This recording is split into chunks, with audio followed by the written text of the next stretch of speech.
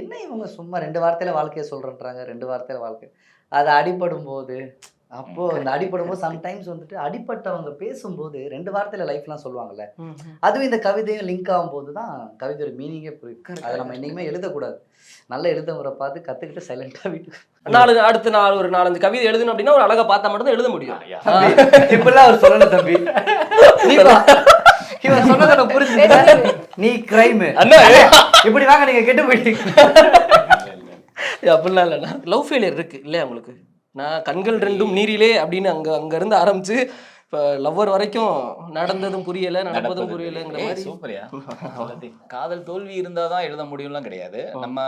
நான் காதல்ல ஜெயிச்சவர் தான். சூப்பர். ஆனா ஒருவேளை அங்க ஒரு அந்த தருணம்லாம் சந்திச்சிருப்போம்ல, கிடைக்குமா கிடைக்காதா, இல்ல விட்டுட்டு போயிருவாளா, இல்ல நம்ம விட்டுட்டு போயிருவோமா, அப்படி ஒரு சூழல் இருந்தது இல்லையா? அந்த ஒரு பயத்தினால கூட அந்த படிப்பினை நிறைய அனுபவம் உள்ள இருந்து கொடுத்துருக்கு.